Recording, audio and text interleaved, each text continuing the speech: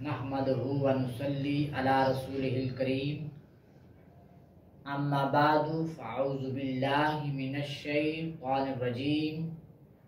बिस्मिल्लाहिर रहमानिर रहीम। फ़ज़क्किरहुम बिअय्यामिल्लाह आमन्तु बिल्लाहि सदक़ल्लाहु मौलानल अज़ीम। वारसाने मिंबर मेराब, अरबाबे फ़िक्र व दानिश, अस्हाबे मोहब्बत व मवद्दत, मक्का शरीफ में एक मशहूर कबीला जिसको कबीला कुरैश कहते हैं। कुरैश में आगे बहुत से कबीले हैं, जिनमें दो मशहूर कबीले, एक का नाम कबीला बनु उमैया है और दूसरे कबीले का नाम कबीला बनु हाशिम है। ये दोनों कबीले बहुत मशहूर और मारूफ हैं। बनु हाशिम को इस वजह से फजीलत हासिल है कि नबी करीम सल्लल्लाहु अलैहि वसल्लम बनु हाशिम में तशरीफ लाए। सियासी असर व रसूख के लिहाज से कबीला बनु उमैया को बहुत ज़्यादा अहमियत हासिल है। क़ब्ल अज़ इस्लाम भी अबू सुफियान, जो कि कबीला बनु उमैया से ताल्लुक़ रखते थे, मक्का के सरदार थे और इस्लाम कबूल करने के बाद भी इस कबीले को बहुत ज़्यादा अहमियत हासिल हो गई। इस कबीले में से सबसे पहले हज़रत उस्मान ज़ुन्नुरैन रज़ियल्लाहु ताला अन्हु, जो कि मुसलमानों के तीसरे अमीरुल मोमिनीन हैं, खलीफा हैं, उनका ताल्लुक भी कबीला बनु उमैया से था। हज़रत सैयदना अमीर मुआविया रज़ियल्लाहु ताला अन्हु ने शाम में अपनी हुकूमत कायम की और इस्लाम के पहले बादशाह बने। उनका ताल्लुक भी कबीला बनु उमैया से था। तो उनके वसाल के बाद उनके बेटे यजीद जब तख्त पर वो मुतमक्कन हुआ तो इस्लाम का बुनियादी और शुराई निज़ाम जुल्म व बर्बरियत की बादे समूम की लपेट में आ गया। वो इस्लाम से नाआशना था। इमाम अली मकाम इमाम हुसैन रज़ियल्लाहु ताला अन्हु ने यजीद की कुव्वते काहरा के साथ टक्कर ली और इन हिज़्बुल्लाह हुमुल गालिबून की हकीकत कुशाई की। यजीद अपने अंजाम तक पहुंचा। उसका बेटा मुआविया बिन यजीद तख्त नशीन हुआ।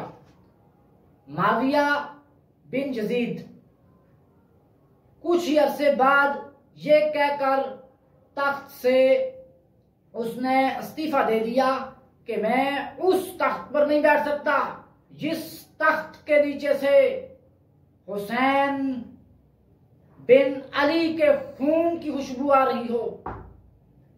उसके बाद क्योंकि मुआविया बिन यजीद ने अपना कोई जानशीन मुकर्रर नहीं किया था, अब्दुल मलिक बिन मरवान हाकिम बने।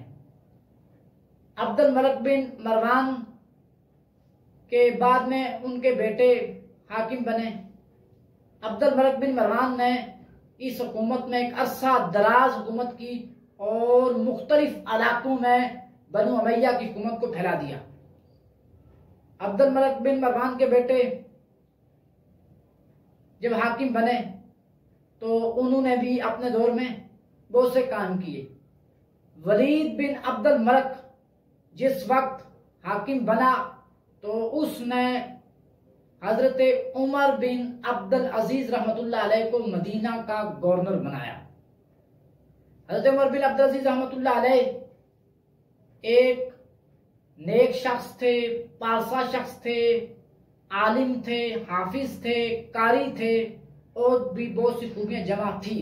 जब ये मदीना के गवर्नर बने तो इनकी गवर्नरी में मक्का भी आ गया, मदीना भी आ गया, ताइफ भी आ गया और बहुत से इल्मी तबकों का ताल्लुक आपके साथ कायम हो गया। मक्के के मदीने के बहुत से उलमा कहते थे कि हम उमर बिन अब्दुल अजीज रहमतुल्लाह अलैह से मिला करते थे ताकि उनको कुछ सिखाएं, लेकिन उनके पास बैठकर हमें पता चलता था हम तो खुद उनके पास सीखते हैं, वो बहुत बड़े आलिम हैं। तो बरादरान इस्लाम, हजरत उमर बिन अब्दुल अजीज रहमतुल्लाह अलैह ने मदीना शरीफ की बहुत खिदमत की। मदीना शरीफ की मस्जिद नबवी की अज़सर नो तामीर आपके हिस्से में आती है। फिर आप हाजियों का जो काफिला था उसके अमीर हज्जाज भी मुकर्रर हुए, और आपकी मकबूलियत का ये हाल था कि जिस वक्त मदीना शरीफ की बस्ती में आप तशरीफ ले जाते या फिर मक्का शरीफ में जाते तो लोगों का हजूम आपके इर्द इकट्ठा हो जाता, लोगों का जम्मे गफीर आपके इर्द इकट्ठा हो जाता, जो इस बात की अलामत था मेरे आका अलैहिस्सलातु वस्सलाम की हदीस कि जब अल्लाह किसी शख्स से प्यार करता है तो अल्लाह जिब्राइल को फरमाता, जिब्राइल मैं फलां शख्स से प्यार करता हूँ, तुम भी उससे प्यार कर। और फिर अल्लाह जिब्राइल को भेजता, जिब्राइल जाओ सारी मखलूक में ये ऐलान कर दो कि मैं उससे प्यार करता हूँ, मैं फलां बंदे से प्यार करता हूँ, मेरे बंदो तुम भी उससे प्यार करो। इस हदीस की अमली मिसदाक जनाब सैयदना उमर बिन अब्दुल अजीज रहमतुल्लाह अलैह थे। जातियात की बुनियाद पर कुछ अरसे बाद उमर बिन अब्दुल अजीज रहमतुल्लाह अलैह को बादशाह वक्त ने माजूल कर दिया, यानी वलीद बिन अब्दुल मलक ने माजूल कर दिया। वलीद बिन अब्दुल मलक के बाद उसके बेटा जिसका नाम था सुलेमान बिन अब्दुल मलक, वो जब हाकिम वक्त बना तो हजरत उमर बिन अब्दुल अजीज रहमतुल्लाह अलैह से वो बहुत मोहब्बत करता था, आपके साथ मशावरत करता था। उसने आपको अपना मशीर मुकर्रर किया और वसाल के वक्त ये वसीयत लिखवाई कि अगर मेरे बाद कोई मेरा जानशीन मुकर्रर हो सकता है तो वो सैयदना उमर बिन अब्दुल अजीज हो सकते हैं। इस तरह रजा बिन खियात ने मस्जिद बाबिक में, जो कि शाम में वाक़ है, सारे उमैया के सरदारों को जमा किया, उनको एतमाद में लिया, फिर उनको सुलेमान बिन अब्दुल मलक का वो वसीयतनामा पढ़कर सुनाया कि देखो सुलेमान बिन अब्दुल मलक कह गए हैं कि अगर मेरे बाद कोई अमीरुल मोमिनीन मुकर्रर होगा तो उमर बिन अब्दुल अजीज रहमतुल्लाह अलैह होंगे।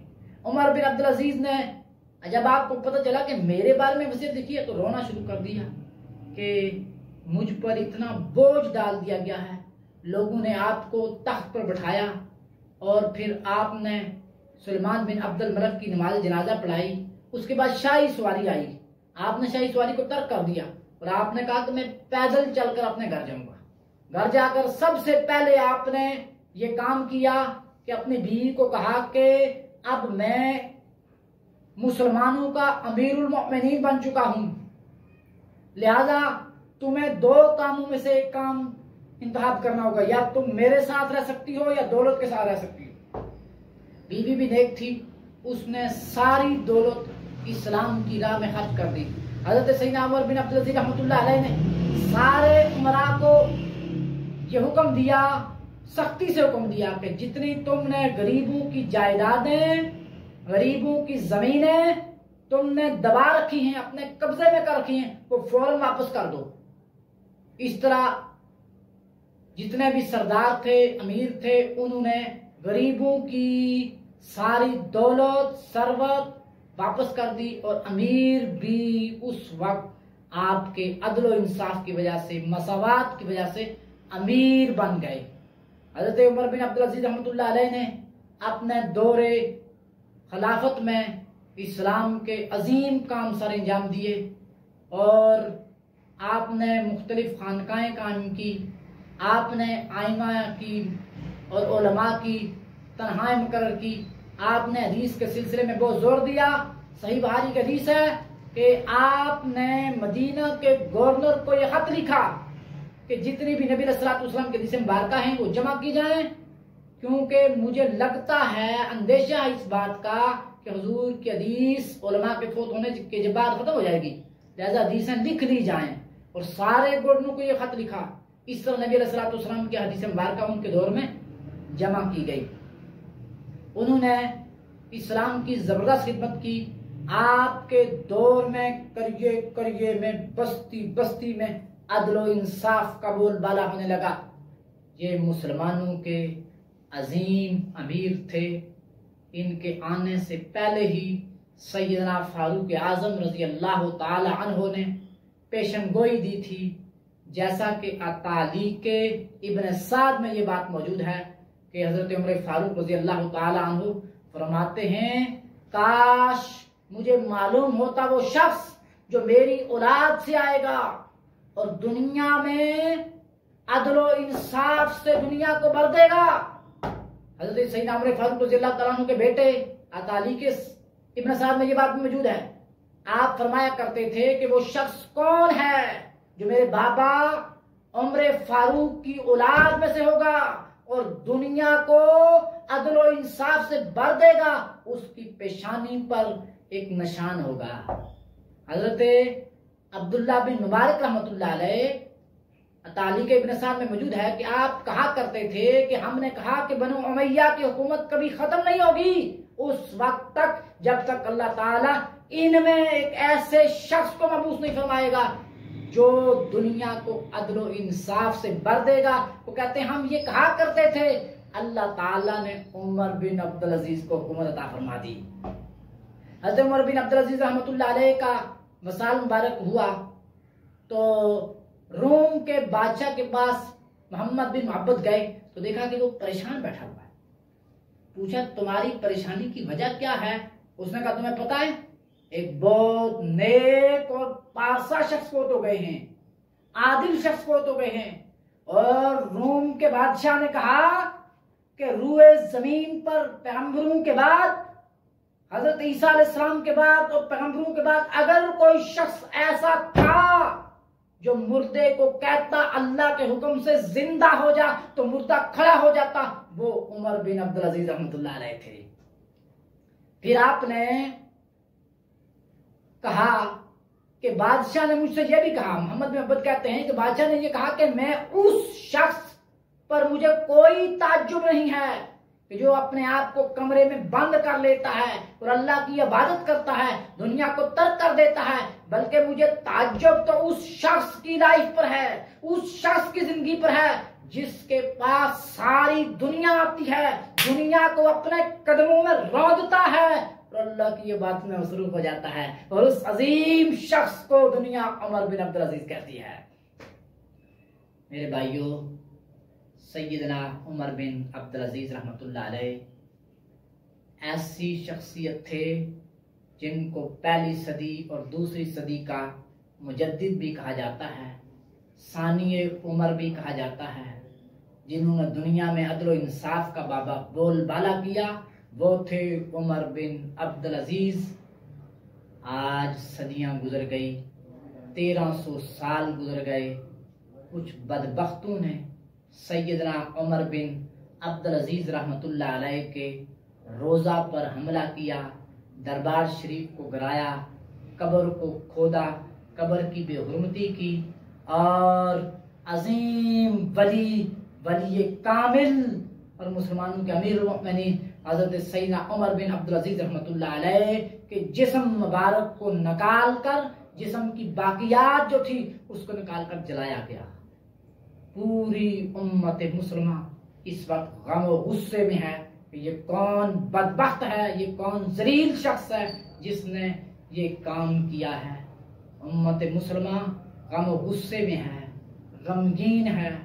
मेरे भाइयों, मेरे नबी सल्लल्लाहु अलैहि वसल्लम जिनके हम गुलाम हैं, सही बुखारी की हदीस पेश कर रहा हूँ। आका अलैहिस्सलातु वस्सलाम कब्रिस्तान में जाते हैं अपने एक गुलाम को दफन करने के लिए, दीगर सहाबा भी आपके साथ हैं।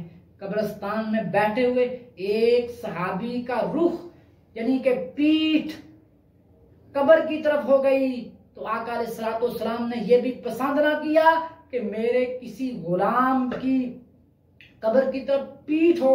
आका अलैहिस्सलाम ने फरमाया कि मेरे गुलाम को तकलीफ मत दो, अपने भाई को कब्र में तकलीफ मत दो। आका अलैहिस्सलाम ने कब्र की तरफ पीठ करने से भी मना कर दिया।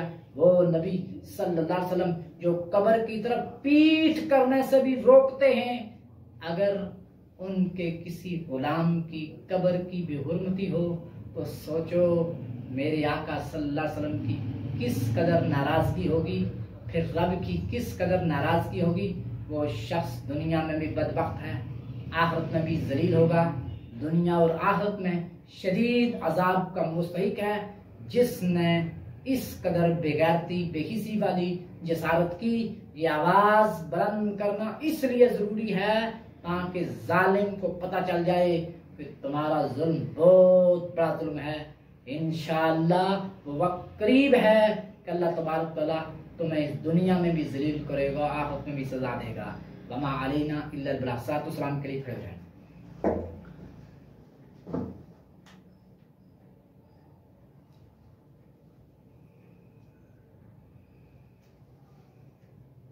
मुस्तफ़ा जाने रहमत पे लाखों सलाम, शमाए बज़ में हिदायत पे लाखों सलाम, शमाए बज़ में हिदायत पे लाखों सलाम।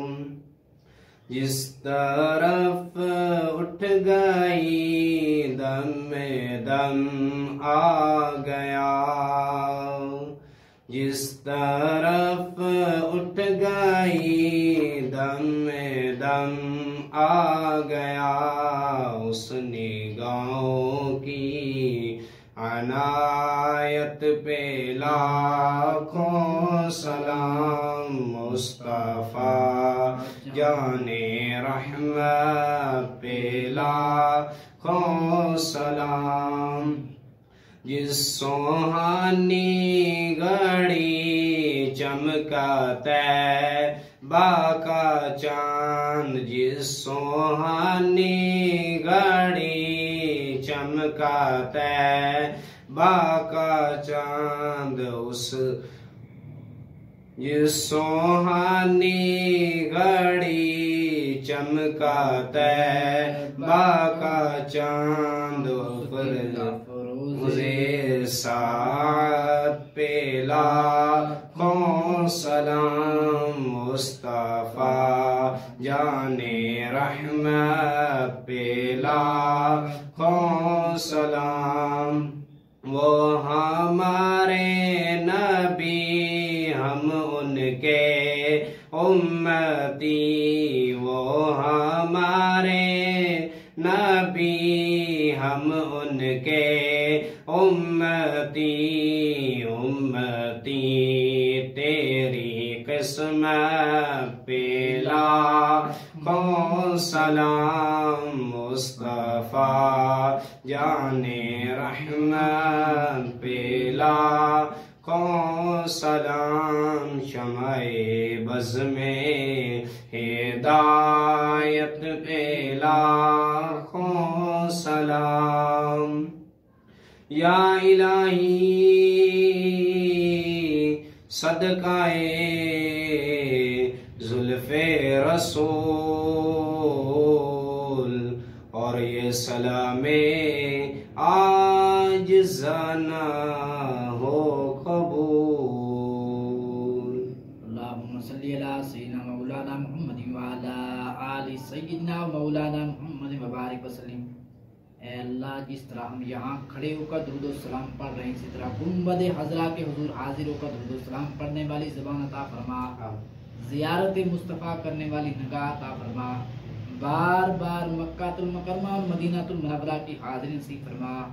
ऐ अल्लाह, मदीनातुल मुनव्वरा और मक्कातुल मुकर्रमा की अज़मतों का वास्ता देते हैं, इस्लाम और आलम इस्लाम की हिफाज़त फरमा। ऐ अल्लाह, इसी तरह हमें जब आखिरी वक्त आए तो ज़बान पर दुरूद व सलाम पढ़ने की तौफीक अता फरमा। जब कब्र में जाएं, कब्र से उठें, हशर में जाएं और फिर जन्नत में पहुंचें तो झूम झूम का दुरूद व सलाम पढ़ रहे हों। ऐ अल्लाह, दुरूद व सलाम वाले आका के सदके हमारी इस हाज़िरी को अपनी पाक बारगाह में कबूल व मंजूर फरमा। व सल्लल्लाहु तआला अला हबीबिही मुहम्मद व अला आलिहि व अस्हाबिही अजमईन।